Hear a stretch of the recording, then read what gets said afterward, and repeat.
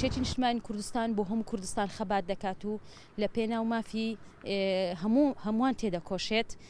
ژنان پێگەیەکی بەهێزیان هەیە لە ناو یەکێتی، ئەوەش نیشانی ئەوەی سەرکردایەتی ئێمە باوەڕی تەواویان بە هێز و توانایی ژنان هەیە. پیرۆزە ساڵیادی دامەزرانی یەکێتی نیشتیمانی کوردستان لە هەموو لایەن گران و ئەندامانی و حیزبە. یەکێتی نیشتیمانی کوردستان حیزبی شەهیدانە، حیزبی لاوانە، حیزبی خوێنکارانە، حیزبی هەموو چنگ و توێژەکانە. داواکارین لە یەکێتی نیشتیمانی کوردستان پەرەی تەواو بە وەرزش و بە لاوان بدات.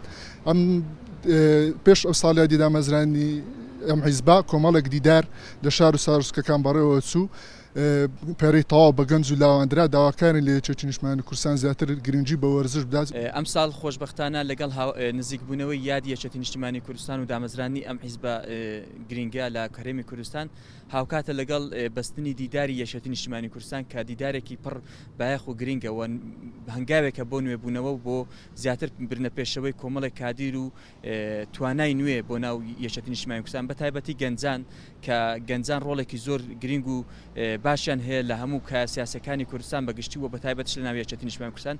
یەکێتی مانای ئەوەیە کە ئینسان کە یەکێتی بوو هەست بە ئازادیە کات، هەست بە بیرروڕایەکی ئازاد و پتەوە کات. یعنی یەکێتی بوون جێگای شانازی و ڕێز و تەقدیرە کە هەستەکەی یەکێتی کەواتە ئەتوو یعنی لە هەر چار پارچەی کوردستانەژی یەکێتی مانای ئەوە ئەگەینی کە تو هێز و توانایکی بەقەوەت هەیە لەگەڵ چین و گوێژی فەقیردای. داوا لە حیزبولایەنەکان دەکەین بە تایبەتی لە یەکێتی کە ئاورێک لە خەڵک بدەنەوە، ژیانی خەڵک باش بکەن و یەک حیزبەکان یەک ڕێز و یەک گرتوو بن، چونکە بەس تەنها بە یەک ڕێز و یەک گرتووی دەتوانین ئامانجیگەلەکەمان بینێتی.